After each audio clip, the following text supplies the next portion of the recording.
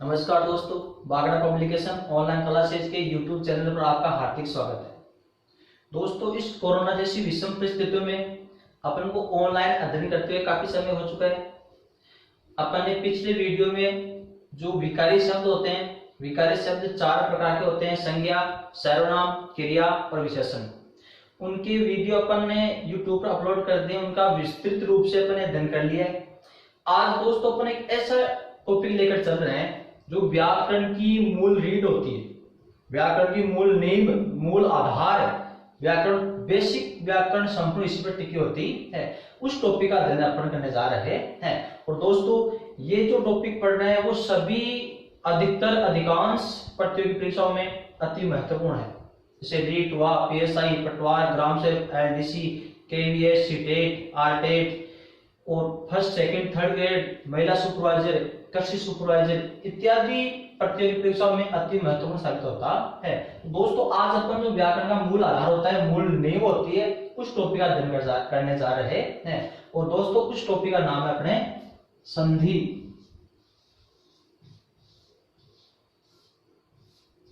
क्या नाम है दोस्तों? संधि। दोस्तों, संधि का अपन अध्ययन करेंगे। इसके जितने भेद होते हैं, अपवाद होते हैं, विशेष तथ्य होते हैं, सबका प्रत्येक टॉपिक का क्रम वाइज क्रम विस्तृत रूप से अपन अध्ययन करेंगे। और दोस्तों, जैसे अपन ऑफलाइन पढ़ते हैं उसी तरह से, उसी डिटेल से, उतनी ही विस्तृत रूप से अपन संधि का अध्ययन करेंगे। तो दोस्तों, अपन शुरू करते हैं। आप संधि। संधि शब्द का पहले शाब्दिक अर्थ क्या होता है? संधि शब्द का शाब्दिक अर्थ होता है मेल, जोड़, योग। दोस्तों, संधि शब्द का शाब्दिक अर्थ होता है मेल, जोड़, योग। मेल, जोड़, योग, गांठना। फिर दोस्तों आगे है संधि शब्द की उत्पत्ति। संधि शब्द की उत्पत्ति कैसे हुई है कि ये संधि शब्द बना कैसे? संधि शब्द सम उपसर्ग और धी धातु से बना है। सम उपसर्ग है और धी धातु से संधि शब्द की उत्पत्ति हुई है। सम का अर्थ होता है समान, धी का अर्थ होता है धारण करना, धारण करना। यहां पर सम का अर्थ है समानता और धी का अर्थ है धारण करना। जब दो वर्ण आपस में समानता धारण करेंगे, आपस में समान होंगे, दोनों का मेल होगा, तब वो संधि बने जाएगी। तो संधि शब्द की उत्पत्ति हुई सम उपसर्ग और धी धातु से। अब दोस्तों, संधि शब्द का होता है विलोम। संधि शब्द का विलोम पूछे तो आपको क्या बताना है? विच्छेद। संधि शब्द का विलोम होता है विच्छेद। संधि का अर्थ होता है मेल, जोड़, योग, जोड़ना, और इसका विलोम हो जाएगा विच्छेद करना, उसके टुकड़े करना। कभी कभार दोस्तों आपके ऑप्शन में विग्रह भी आ जाता है कि संधि शब्द का विलोम विग्रह भी होता है।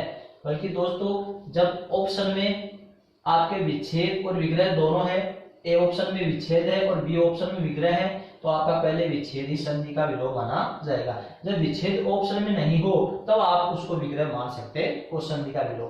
क्योंकि विच्छेद में और विग्रह में दोनों में अंतर है। जैसे ये दशानन शब्द है, क्या है दोस्तों? दशानन शब्द है। अब अपन इसका एक तो करते हैं विच्छेद, एक तो करते हैं विच्छेद और एक करते हैं इसका अपन विग्रह। दोस्तों, दोनों में अंतर यह है, विच्छेद का मतलब होता है कि उसका संधि विच्छेद कीजिए। दशानन सामासिक पद का या शब्द का संधि विच्छेद कीजिए। तो विच्छेद तो जाएगा आपका 10 प्लस आनंद, 10 प्लस आनंद, ये तो हो गया आपका विच्छेद। और उसी शब्द का अपन विग्रह करते हैं तो ये ऐसा हो जाएगा 10 है आनंद जिसके वह रावण। कौन है दोस्तों? रावण। तो 10 है आनंद जिसके वह, ये हो गया दोस्तों इस शब्द का समास विग्रह। तो विच्छेद में और विग्रह में यह अंतर होता है। तो वैसे वास्तविक सटीक रूप से संधि का विलोम होता है विच्छेद। विच्छेद ऑप्शन में नहीं हो तो विग्रह को भी सही मान लिया जाता है। ये दोस्तों हो गई संधि शब्द की उत्पत्ति, संधि शब्द का अर्थ और संधि शब्द का विलोम। अब है दोस्तों संधि की परिभाषा। संधि की परिभाषा, तो परिभाषा क्या होती है संधि की? दो वर्णों के मेल से उत्पन्न होने वाले विकार को संधि कहते हैं। दोस्तों दो वर्णों के मेल से उत्पन्न होने वाले विकार को अपन क्या कहते हैं? संधि कहते हैं। कभी कभार यहाँ पर कई पुस्तकों में ऐसे आ जाता है परिभाषा कि दो या दो से अधिक वर्णों के मेल को संधि कहते हैं। तो दोस्तों केवल दो वर्णों का मेल होता है, दो से अधिक वर्णों का मेल कभी नहीं होता है। जैसे संधि में अपन होते हैं, एक होता है पहला पद, एक होता है उत्तर पद। तो पहले पद का अंतिम वर्ण मिल जाएगा और उत्तर पद का पूर्व वर्ण का मेल हो जाएगा। तो दो वर्णों का मेल होता है, दो से अधिक वर्णों का मेल नहीं होता है। कभी कभार अपन ऐसे बोलते हैं कि दो वर्णों के मेल को संधि कहते हैं। दोस्तों परिभाषा गलत है ये भी। दो वर्णों के मेल को संधि नहीं कर सकते पर दो वर्णों के मेल को अपन संयोग भी कर सकते हैं, संधि भी कर सकते हैं। क्योंकि संधि कहाँ होती है? जब दो वर्णों का मेल हो और दोनों वर्णों के मेल होने पर कोई विकार उत्पन्न हो। विकार का मतलब होता है परिवर्तन, उसी को संधि कहते हैं। और जब दो वर्णों का मेल होता है, कोई विकार उत्पन्न नहीं हो, तब वो आपका संयोग कहलाता है। तो दोस्तों दो वर्णों के मेल से उत्पन्न विकार को क्या कहते हैं? संधि कहते हैं। अब जैसे इसकी दूसरी परिभाषा एक और है। दूसरी परिभाषा एक और है, कौन सी है? व्याकरणिक परिभाषा। कौन सी? व्याकरणिक परिभाषा। तो दोस्तों अगर आपसे संधि की परिभाषा पूछ ले तो दो वर्णों के मेल से उत्पन्न होने वाले विकार को संधि कहते हैं। और ऐसे पूछ ले कि संधि की व्याकरणिक परिभाषा बताओ, तब क्या होता है कि जब पूर्व पद का अंतिम वर्ण तथा उत्तर पद का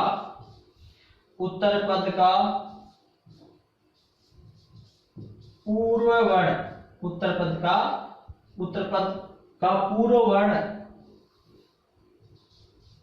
का मेल होने पर जो विकार उत्पन्न होता है वहां संधि होती है। तो उसको दोबारा देखें ना कि जब पूर्व पद का अंतिम वर्ण तथा उत्तर पद का पूर्व वर्ण का मेल होने पर जो विकार उत्पन्न होता है वहां संधि होती है। तो उसी को अपन संधि कहते हैं। ये परिभाषा भी सही है, ये परिभाषा भी सही है। अगर ऑप्शन में ये आ जाए तो ये सही है, अगर ये आ जाए तो ये सही है। अगर ऑप्शन में दोनों परिभाषा आ जाती है कि संधि की परिभाषा दोनों आपके सामने रख दे और ऐसे पूछ ले कि पहले किसको सही माना जाता है, तो दोस्तों पहले आपकी जो व्याकरणिक परिभाषा है यही आपकी सही मानी जाएगी। सही ये इसलिए मानी जाएगी क्योंकि इसमें तो दो वर्णों का मेल होता है। ये परिभाषा आपको ये बता रही है कि दो वर्णों के मेल से उत्पन्न होने वाले विकार को संधि कहते हैं। अब दो वर्ण कौन से? पहले पद में 3 वर्ण हो सकते हैं, 2 हो सकते हैं, 5 हो सकते हैं। दूसरे पद में भी 2, 3, 5 वर्ण हो सकते हैं। तो दो वर्ण कौन से मिलाओगे? तो ये इसकी भी विस्तृत, इस परिभाषा की डीपली और गहराई से परिभाषा हो गई कि दो वर्णों का मेल तो होता है, क्योंकि दो वर्ण होते कौन से हैं? तो ये हो जाएगा कि पूर्व पद का अंतिम वर्ण और उत्तर पद का प्रथम या पूर्व वर्ण का जब मेल हो और विकार उत्पन्न हो तब वो आपकी संधि कहलाती है। जैसे अपने जैसे ये है हिम प्लस आले, हिम प्लस आले। अब संधि में दो पद हो गए, ये तो हो गया आपका पूर्व पद, ये हो गया आपका उत्तर पद। अब दो वर्णों के मेल को संधि कहते हैं, बल्कि दो वर्ण मिलाओगे कौन से? ये वाला मिलाओगे, ये वाला मिलाओगे। तो इसकी और विस्तृत डीपली परिभाषा ये हो गई कि पूर्व पद का अंतिम वर्ण, तो पूर्व पद का अंतिम वर्ण ये हो गया और उत्तर पद का पूर्व वर्ण और उत्तर पद का पूर्व वर्ण, जब ये प्रथम पद का अंतिम और उत्तर पद का पहला वर्ण आपस में मिलेगा और इनके मिलने पर जो विकार उत्पन्न होगा उसी को अपन संधि कहते हैं। तो ये दोस्तों हो गया आपका हिम प्लस आलय, क्या हो जाएगा? हिमालय। तो दोस्तों ये तो हो गया आपकी संधि का अर्थ, संधि की उत्पत्ति संधि का विलोम, संधि की दो परिभाषा। अब दोस्तों अपन चलते हैं कि एक तो होती है संधि, एक तो होती है संधि और एक होता है संयोग। एक होती है संधि, एक होता है संयोग। तो संधि और संयोग में अंतर बताओ। एक तो होती है संधि, एक होता है दोस्तों संयोग। तो ये चीज मैं आपको बता रहा हूं दोस्तों, आपकी एक बात समझ में आएगी। दो वर्णों के मेल से उत्पन्न होने वाले विकार को संधि कहते हैं। अब संधि की व्याकरणिक परिभाषा इस प्रकार से है कि जब पूर्व वर्ण का अंतिम पद और उत्तर पद का पूर्व वर्ण का मेल होने पर जो विकार उत्पन्न होता है वहां आपकी संधि होती है। अब है संधि और संयोग में अंतर। संधि कहां होती है और संयोग कहां होता है। संधि की परिभाषा मैंने बता दी। संधि में भी दो वर्णों का मेल होता है, संयोग में भी दो वर्णों का मेल होता है। संधि में भी दो वर्णों का मेल होता है और संयोग में भी दो वर्णों का मेल होता है।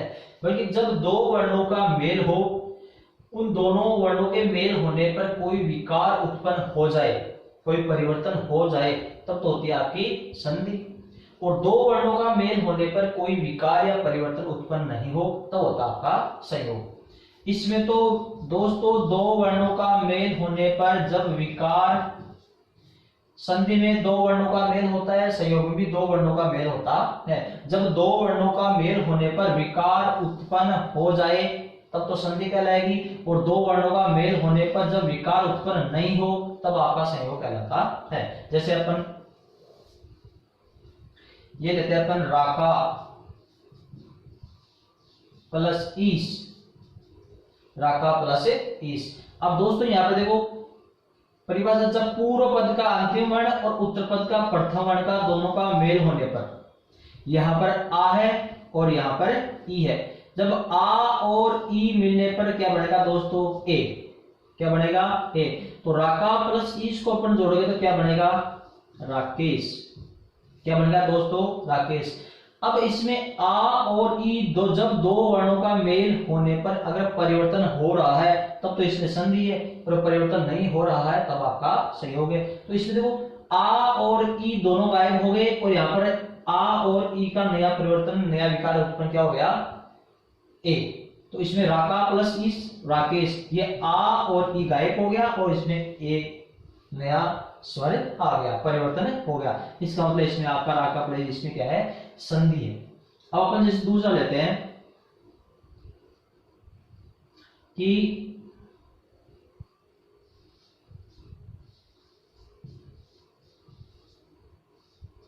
अखिल प्लस ईस, अखिल प्लस ईस। यहां पर ए है, यहां पर ई। जब ए और ई दो वर्णों का मेल होगा तो क्या बनेगा दोस्तों अखिलेश। क्या बन गया अखिलेश। तो ये हो गया आपका क्या होगी संधि। क्या होगी दोस्तों संधि। आगे चलते हैं अपन है, जैसे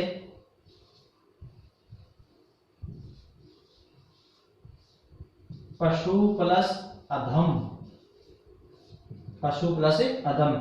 यहां पर है उ, यहां पर है ए। जब उ और ए दोनों का संयोग होगा तब कोई परिवर्तन हो जाएगा, ये हो गया आपका पश्वधम, पश्वधम। ये उ और ए दोनों गायब हो गया और यहाँ पर नया वय परिवर्तित हो गया, तो इनमें संधि है। अब दोस्तों अपन चलते हैं जैसे प्रति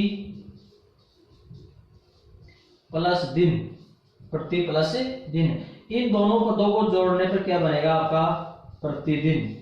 क्या बनेगा दोस्तों प्रतिदिन। तो इन दोनों पदों को जोड़ने पर यहाँ पर कोई परिवर्तन नहीं हो रहा है, तो ये दोस्तों आपकी संधि न होकर के किसका उदाहरण है आपका संयोग का उदाहरण है।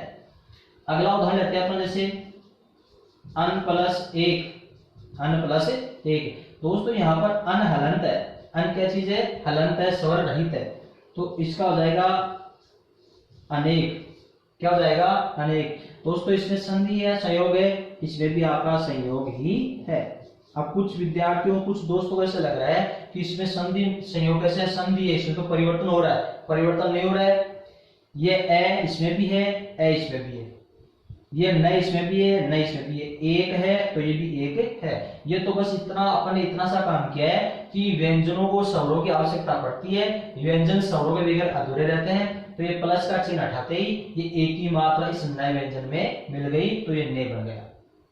इस प्रकार से इसमें कोई परिवर्तन नहीं हो रहा है, ये आपका सहयोग ही है, क्योंकि व्यंजनों को स्वरों की आवश्यकता पड़ती है, तो ये स्वर इस व्यंजन में जाकर मिल गया, ना कि कोई परिवर्तन हो रहा है।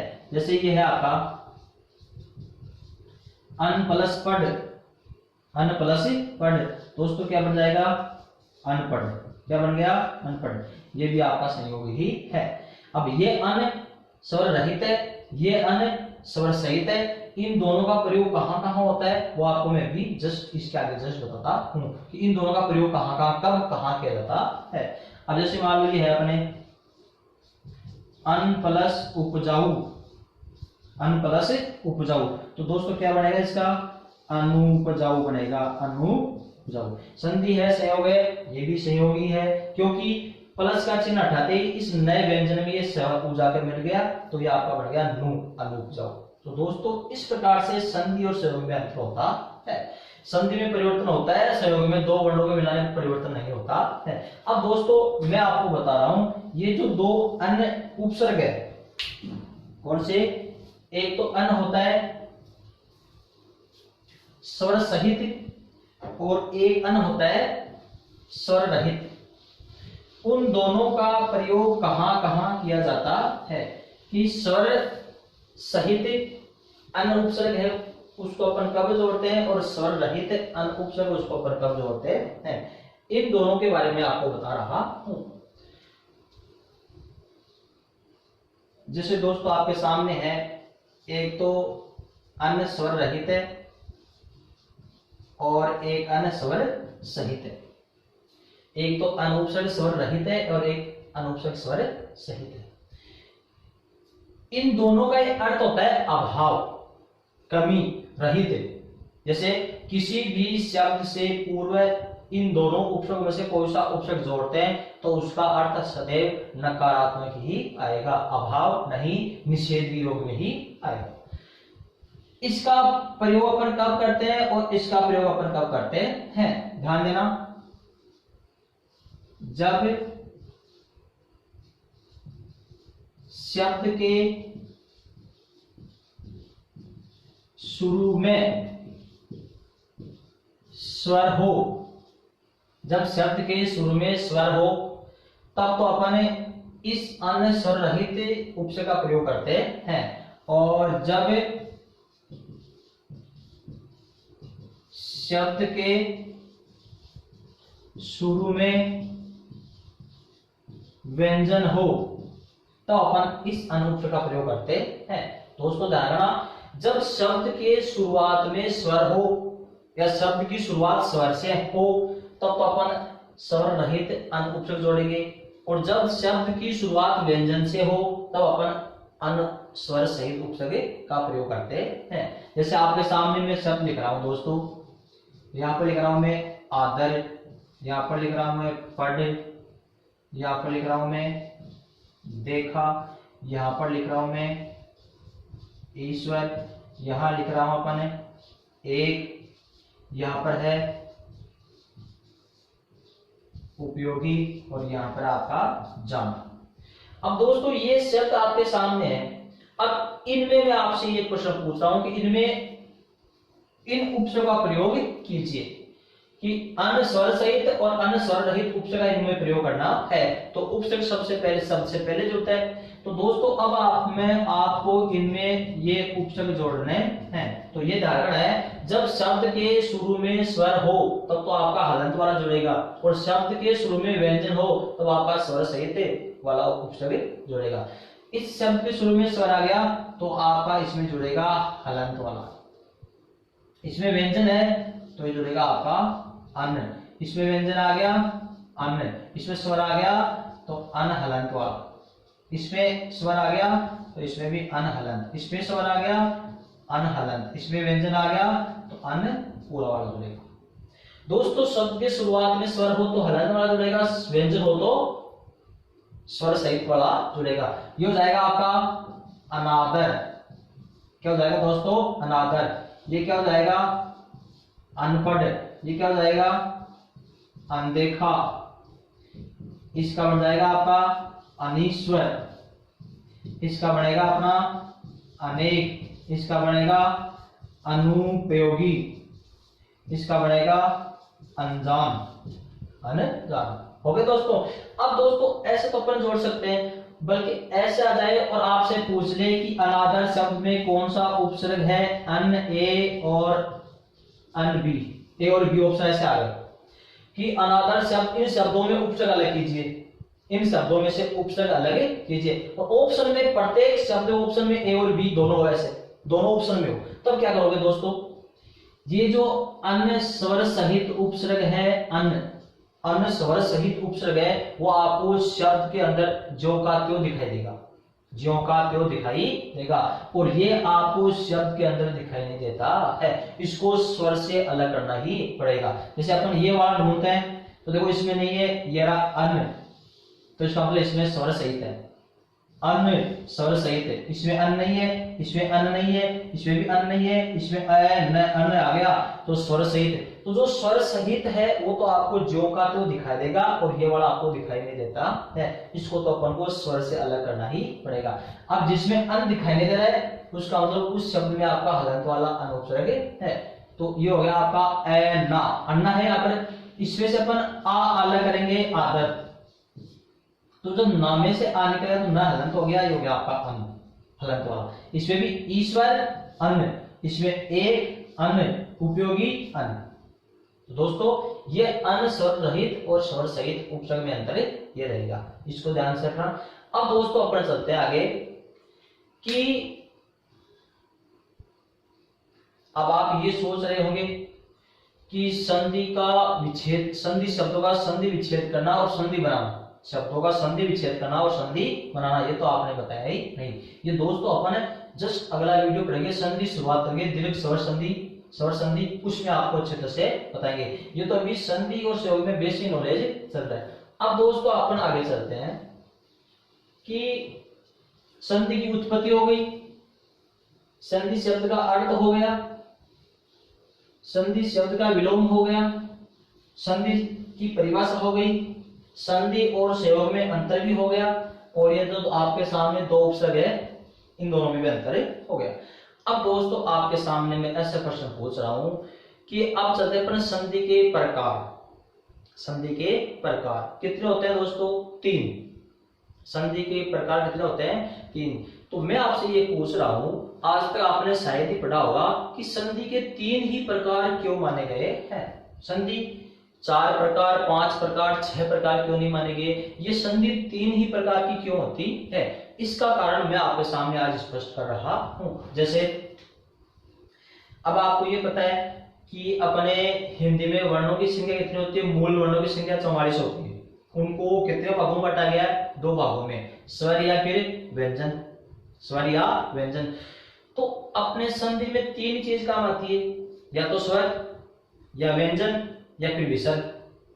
संधि में 3 ही चीज काम आती है, स्वर, व्यंजन या विसर्ग। तो 3 के अलावा चौथी चीज काम आती नहीं। इस प्रकार से संधि के 3 प्रकार ही क्यों, प्रश्नवाचक चिन्ह है, संधि के 3 प्रकार ही क्यों, यह आपको मैं आज बताने जा रहा हूं। जैसे दोस्तों अपने सामने है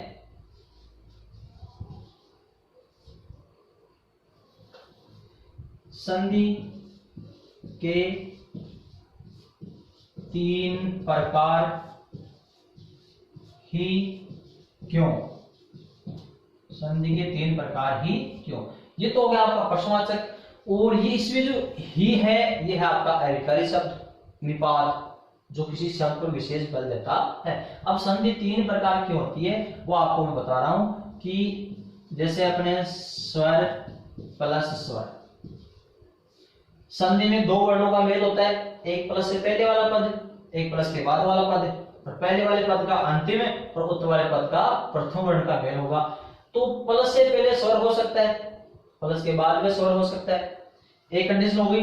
दूसरी कंडीशन अपने सामने बनती है कि प्लस से पहले स्वर और प्लस के बाद में व्यंजन, ये कंडीशन हो सकती है। या फिर प्लस से पहले व्यंजन और प्लस के बाद में स्वर, यह कंडीशन बन सकती है। या फिर प्लस से पहले व्यंजन और प्लस के बाद में भी व्यंजन, प्लस के बाद में भी व्यंजन, ये भी कंडीशन बनती है।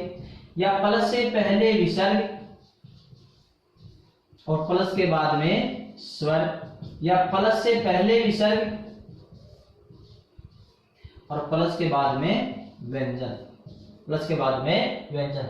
तो दोस्तों अपने सामने ये 6 कंडीशन बनती है, 6 स्थितियां बनती है कि दोनों जगह स्वर हो सकते हैं, एक कंडीशन हो गई। स्वर और व्यंजन भी हो सकता है, व्यंजन या स्वर भी हो सकता है, दोनों व्यंजन भी हो सकते हैं, विसर्ग और स्वर का मेल हो सकता है, विसर्ग और व्यंजन का मेल हो सकता है। इन 6 स्थिति के अलावा 7वीं स्थिति अपने संधि में नहीं बनती है। तो दोस्तों अब अपन लेते हैं कि स्वर प्लस स्वर, जब प्लस से पहले भी स्वर हो, प्लस के बाद में भी स्वर हो, स्वरों का मेल होगा। अब चाहे वो समान स्वर हो चाहे असमान हो, बल्कि होने चाहिए दोनों जगह स्वर। तो ऐसी कंडीशन में अपनी होगी दोस्तों स्वर संधि। कौन सी होगी दोस्तों? स्वर संधि। स्वर संधि में बस एक कंडीशन बनती है कि प्लस से पहले भी स्वर होना चाहिए और प्लस के बाद में भी स्वर होना चाहिए, तो आपकी स्वर संधि ही होगी। तो एक संधि का प्रकार हो गया, पहली प्रकार स्वर संधि। अब दोस्तों प्लस से पहले स्वर, प्लस के बाद व्यंजन, प्लस के पहले व्यंजन, प्लस के बाद स्वर और दोनों जगह व्यंजन। अगर ये 3 प्रकार की कंडीशन बनती है तो संधि होगी आपकी व्यंजन संधि। कौन सी होगी दोस्तों? व्यंजन संधि। अब दोस्तों प्लस से पहले विसर्ग हो, प्लस के बाद में स्वर या व्यंजन हो, तो ऐसी कंडीशन बनती है आपकी विसर्ग संधि में, ये तीसरी। तो इस प्रकार से दोस्तों अपने व्याकरण में संधि 3 ही प्रकार की मानी जाती है। 4 प्रकार इसलिए नहीं हो सकते क्योंकि 6वीं, इनके अलावा 7वीं कंडीशन बनती नहीं है, तो प्रकार होगा नहीं। स्वर स्वर का मेल होगा तो स्वर संधि होगी, स्वर व्यंजन, व्यंजन स्वर या व्यंजन व्यंजनों का मेल होगा तो व्यंजन संधि होगी, और विसर्ग के साथ में स्वर और व्यंजन का मेल होगा तो आपकी विसर्ग संधि ही होगी। तो दोस्तों इस प्रकार से आपकी संधि 3 प्रकार की होती है।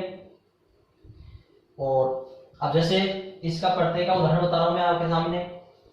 जैसे ये अपने राम प्लस अवतार, राम प्लस अवतार, देखो प्लस से पहले भी स्वर है, प्लस के बाद में भी स्वर है, दोनों जगह स्वर आ रहा है, समान भी हो सकते हैं, असमान भी हो सकता है, तो आपकी होगी इसमें स्वर संधि। कन्फर्म है, स्वर संधि ही होगी। अब लेते हैं स्वर प्लस व्यंजन। क्या लेते हैं? स्वर प्लस व्यंजन। जैसे अभी प्लस से, अभी प्लस से। अब लेते हैं अपना व्यंजन प्लस स्वर, वाक प्लस ईसा। अब लेते हैं व्यंजन प्लस व्यंजन, दिक प्लस गज, दिक प्लस गज। तो दोस्तों देखो स्वर प्लस व्यंजन, तो इसमें अभी में स्वर है, यहां पर स व्यंजन आ गया। यहाँ पर व्यंजन प्लस स्वर, व्यंजन प्लस स्वर, इसमें दोनों व्यंजन, तो दोनों क्या चीज है? व्यंजन है। तो ऐसी कंडीशन आ जाए तो इन तीनों में होगी आपकी व्यंजन संधि होगी। इसमें दोनों जगह स्वर था, स्वर संधि हो गई। अब इसका बन गया अभिषेक, इसका बन गया वागीसा, इसका बन गया दिग्गज। वागीसा किसका पर्यायवाची है? सरस्वती का। वागीस, अगर वहां इसके स्थान पर ऐसा होता वाग प्लस ईस, वागीस, तो दोस्तों सरस्वती का नहीं होता है, वो होता है बृहस्पति का। क्या होता है दोस्तों? बृहस्पति का। वागीस है बृहस्पति, वागीसा है सरस्वती। वागीश्वर है बृहस्पति, वागीश्वरी वो होता है आपकी सरस्वती, वाणी की देवी, वाणी का देवता। अब दोस्तों अपन चलते हैं विसर्ग में। जैसे